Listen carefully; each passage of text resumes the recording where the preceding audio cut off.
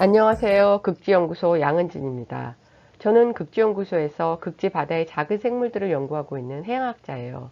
저는 오늘 여러분들한테 지구상에서 가장 멀리 떨어져 있는 극지에 대하여 소개하고자 합니다. 남극과 북극 모두 알고 계시죠? 남극과 북극의 바다는 얼음으로 덮여 있어요. 그래서 얼음을 깰 수 있는 세빙 연구선 아라오누를 활용해서 조사를 해야만 합니다. 오늘 저는 코로나도 멈출 수 없는 극지 해양 연구를 소개하면서 극지 연구가 왜 필요한지에 대하여 소개해드리고자 합니다. 그럼 아라오누가 어떻게 생겼고 무슨 일을 하고 있는지 한번 볼까요?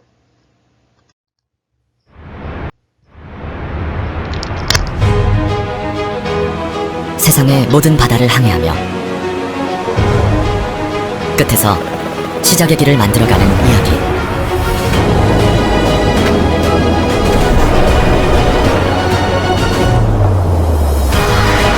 새로운 내일을 발견하는 도전의 이야기가 시작된다. 지금 여기 맨 앞에서 아라온.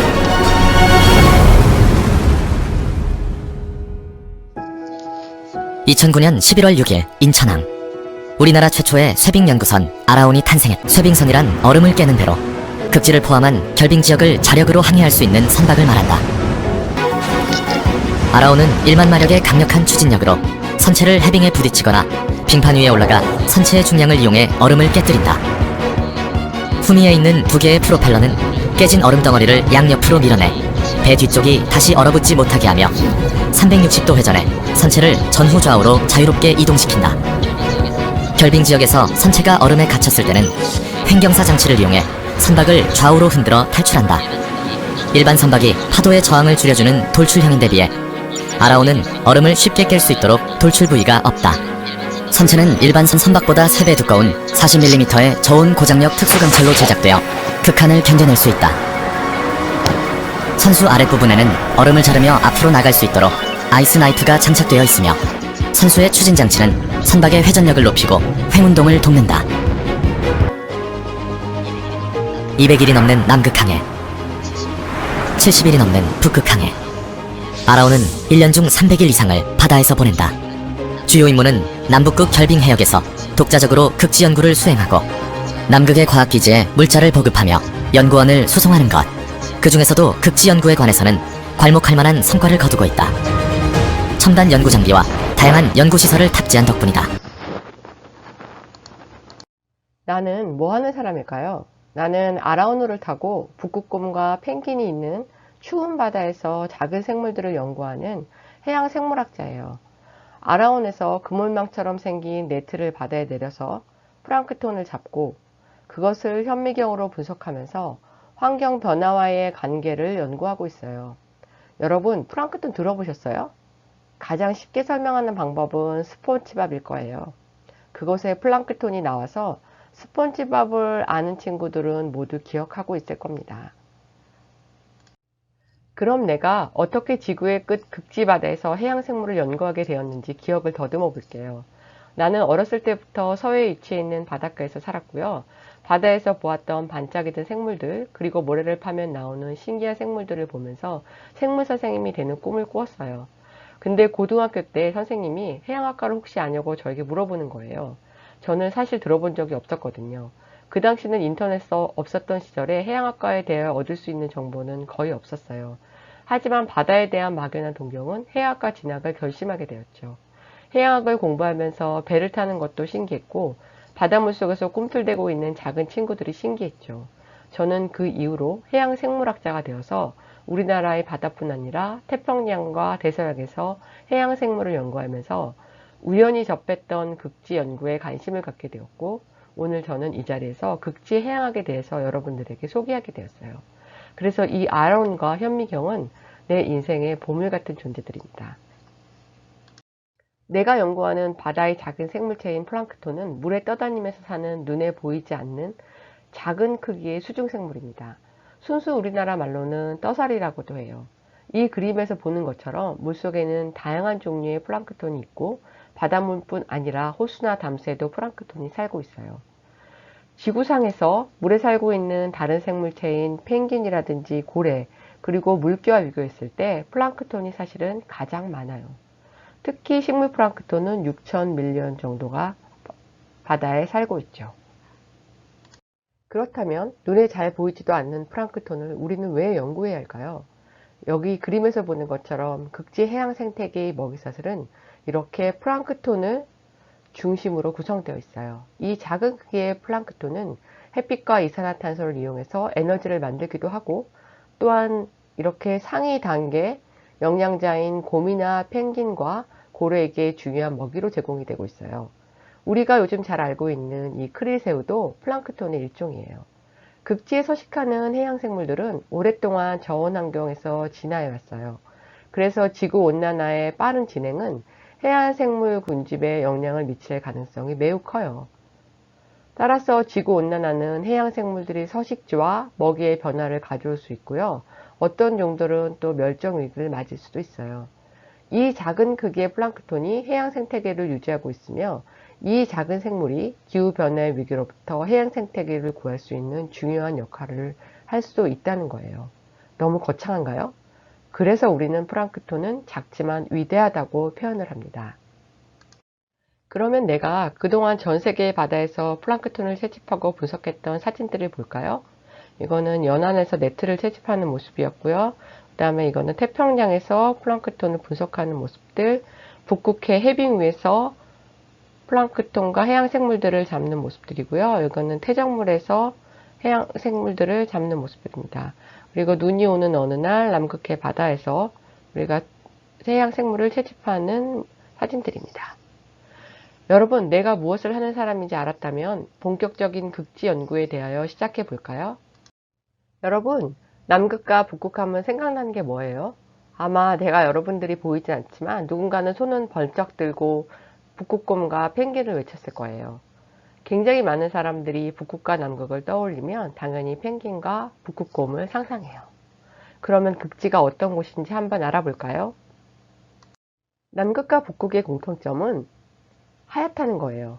그러나 남극과 북극은 많이 달라요. 북극에는 북극곰이 있고요. 남극에는 물론 펭귄이 있어요.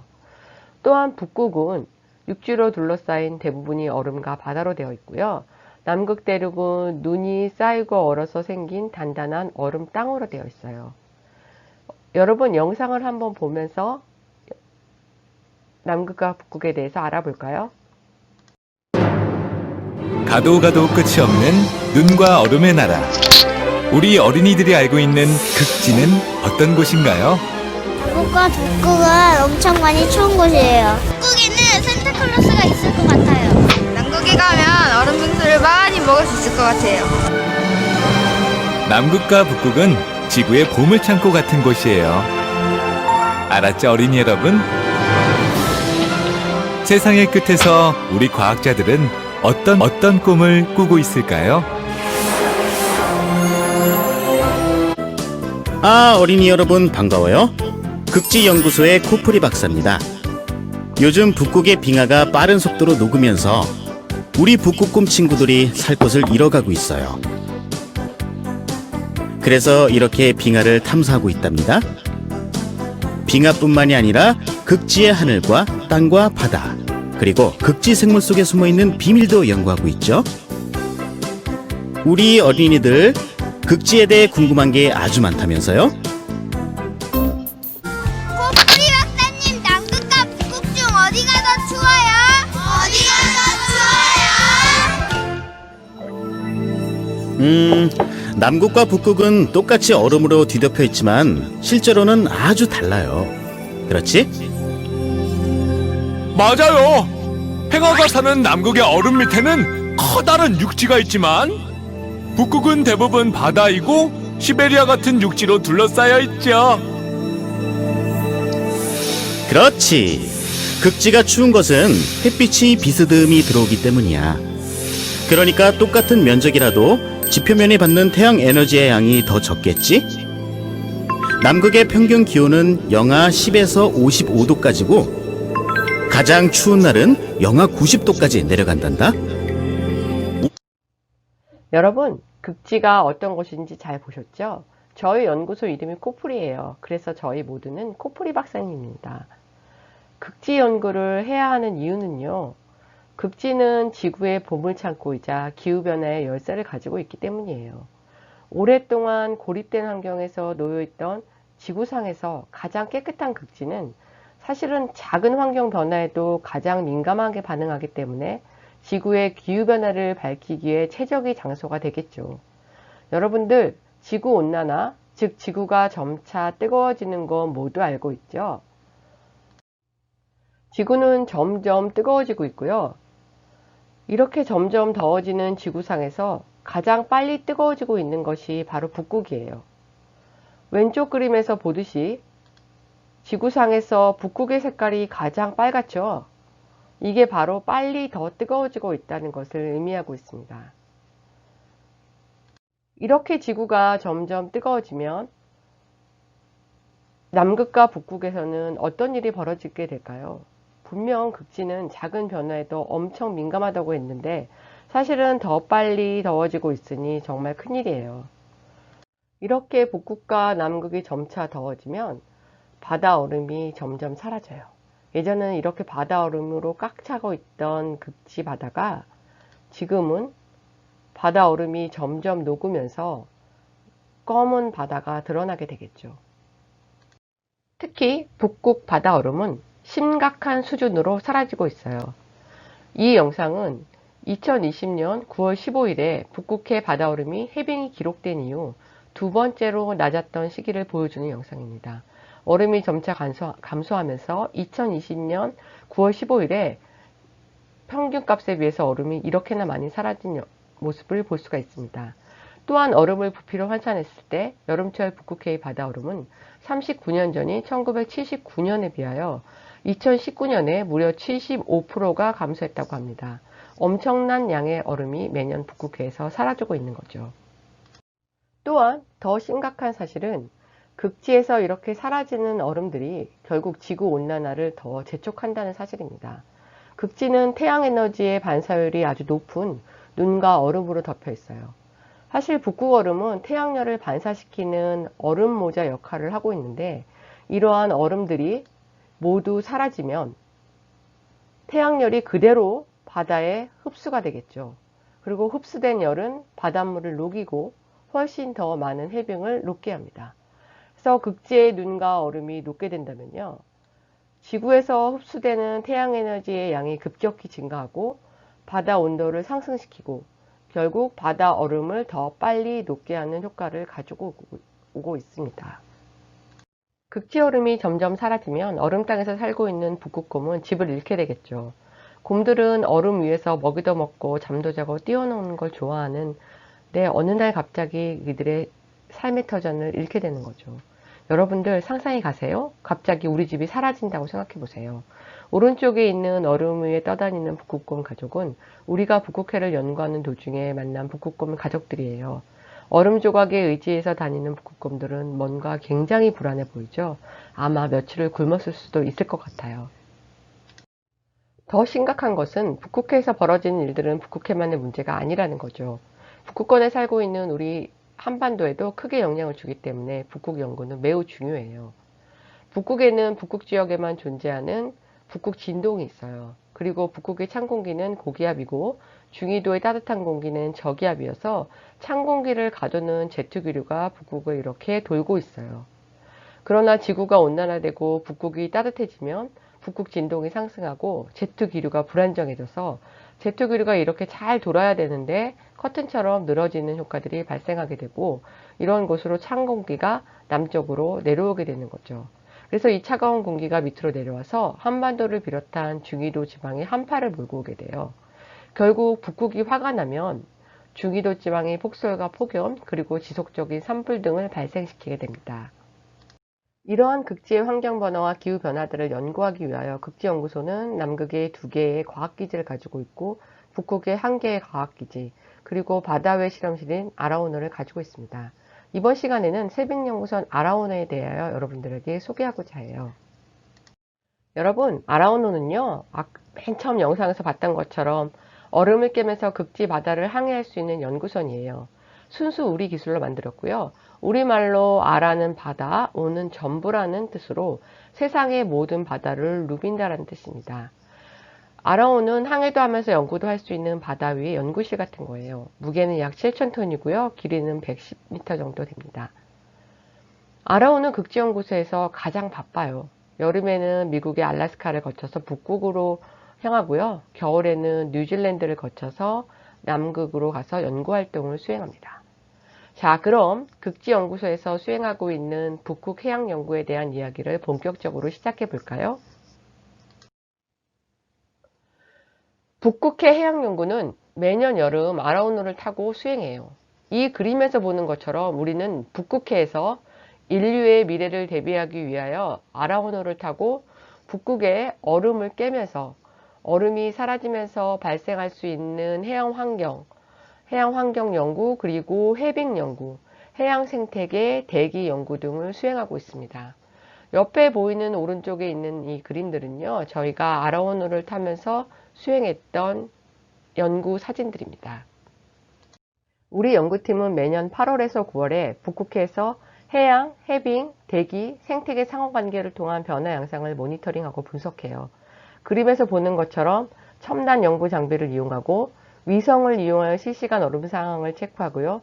장기 계류 장비들을 바다에 설치해두고 1년 후에 장비를 다시 회수하여 그곳에 기록되어 있는 수온, 염분 등의 자료를 추적해요. 또 이러한 자료들을 이용하여 북극해 해양 환경 변화 등에 대한 미래 예측 모델 등을 수행합니다. 특히 북극해 얼음이 점차 얇아지거나 또는 사라질 날을 대비하여 북극 바닷속에 살고 있는 해양 생물들의 변동과 환경 변화 등을 분석하고 미래를 대비하는 연구를 수행합니다.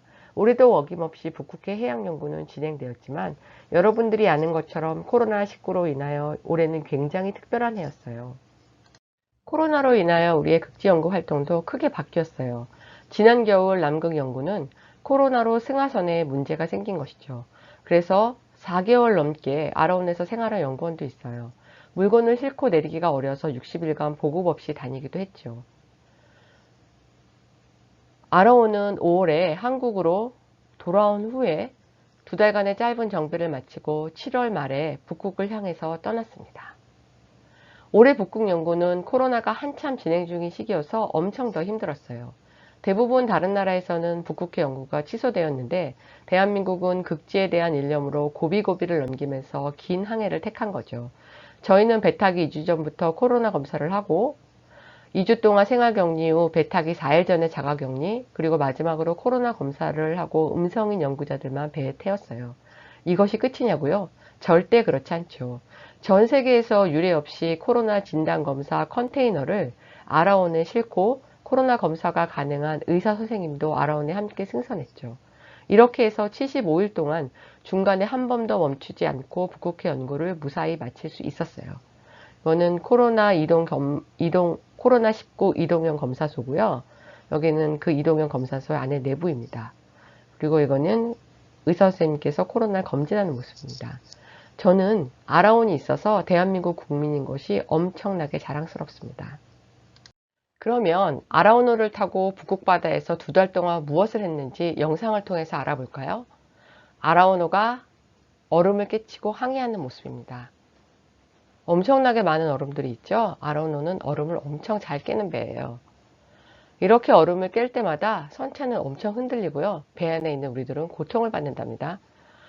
이거는 CTD라는 기기를 내려서 바닷물의 수온, 염분을 체크하고 바닷물을 이렇게 깊이별로 떠서 표층으로 끌어올리는 CTD 기계입니다. 그리고 이거는 네트 샘플러고요. 그 다음에 이거는 바닥에 있는 흙을 퇴적물을 긁어서 거기 안에 있는 생물들을 채집하는 것이고, 바닷물에서 끌어올린 해수를 각각의 연구원들이 채수하고 실험하는 장면들입니다. 엄청 바쁘게 돌아가죠? 실험실은 이렇게 24시간 바쁘게 돌아갑니다. 또한 북극해 연구에서 빼놓을 수 없는 것이 해빙 캠프예요. 이렇게 해빙에서 연구를 하기 위해서 헬리콥터로 아라온으로부터 물자를 나르고 해빙을 뚫고 해빙 밑에 있는 조류들입니다. 그리고 이렇게 코알을 뚫어서 얼음의 특성을 살피고요. 그 다음에 얼음 위에 기계를 설치하고 그 기계를 얼음 위에 두고 옵니다. 그러면 이 얼음이 떠다니면서 얼음의 특성을 체크할 수 있고요. 이거는 바다에 1년 동안 묻어놓을 장기 계류 장비들을 계류하는 모습입니다. 1년 후에 우리는 이거를 다시 똑같은 지점으로 찾으러 가요. 그래서 계류 장비들을 건져 올리고 그 안에 있는 수온 염분이라든지 커런트라든지 이런 물리적인 특성에 대한 자료들을 회수합니다. 그리고 다시 바다에 넣어요. 이것이 저희가 아라온에서 하고 있는 연구 활동입니다.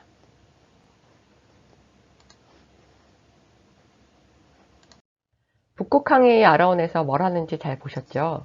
북극해 연구는 항상 어려움이 많아요. 배에서 멀미를 해야 하는 현실은 기본이고요. 사람들이 북극 연구는 어때? 라고 묻는다면 난 주저없이 북극 연구는 북극곰이 변수예요 라고 말해요. 북극곰으로부터 보호받기 위해서 북극해 연구에는 항상 북극곰 감시자들을 동승해요. 여기 총을 들고 있는 분들이 바로 북극곰 감시자들입니다. 그들은 이렇게 총을 들고 있고요. 총으로 북극곰을 해치는 것은 아니고 위협만 가하는 거죠. 실제 북극곰이 해북 연구할 때 나타나서 장비들을 신기하게 가지고 놀기도 합니다. 연구가 끝날 때쯤이면 모든 연구자들이 모여서 이 사진처럼 기념사진도 촬영해요. 북극바다는 넓고 다른 나라가 주인인 경우가 많아서 북극곰 관련 나라들 혹은 북극 연구에 관심은 있는데 배가 없는 나라들과 국제 공동 연구를 수행하죠. 이 당시에는 9개국에서 다국적 연구팀이 모여서 북극해 연구를 수행했어요. 배에서 한 달 동안의 생활은 국적 불문하고 모든 사람들이 친구가 되죠. 여러분, 아라온 타고 싱싱 극지 바다 여행 잘 했죠? 마지막으로 극지 해양학자가 되기 위해서 무엇을 해야 할지에 대해서 생각해 봤어요. 가장 중요한 건 첫 번째인 것 같아요. 열심히 자연에서 뛰어놀아라. 왜냐하면 극지 해양학은 자연과학이에요. 그래서 자연과 벗삼아 자연을 이해하는 것이 중요해요. 두 번째는 과학자가 되기 위해서는 공부를 잘하는 것도 중요하지만 호기심을 갖고 궁금한 건 뭐든지 해결하는 게 가장 중요합니다. 과학자들은 모름지기 호기심이 있어야 되거든요. 그리고 세 번째는 재밌다고 생각되는 것은 뭐든지 끝까지 매달려서 해결해라. 요즘은 인터넷이 잘 발달되어 있어서요. 누구든지 궁금한 것들은 그리고 재밌다고 생각되는 것들은 잘 해결할 수 있는 능력들을 가지고 있을 거예요. 네 번째, 해양학은 종합학문이에요. 앞에서도 설명했듯이 70명이 넘는 과학자들이 한 달이나 두 달 이상 한 공간에서 생활을 하기 때문에 배려와 이해는 해양학을 하는데 큰 기초가 될 것입니다. 마지막으로 추위를 잘 타도 상관없어요. 저는 추위가 가장 싫은 사람인데 이렇게 극지 해양학 연구를 잘 하고 있죠. 여러분 어때요? 극지 해양학자가 되는 거 참 쉽죠? 그럼 마지막으로 퀴즈를 낼게요. 퀴즈는 온 바다를 누빈다는 뜻의 얼음을 깨면서 항해하는 극지연구소의 배 이름은 뭘까요? 너무 쉬워서 여러분들 누구나 잘 맞힐 것이라고 생각해요. 여러분 영상 잘 보셨죠? 극지연구소는 세상의 끝에서 미래를 준비하고 있습니다. 시청해주셔서 감사합니다.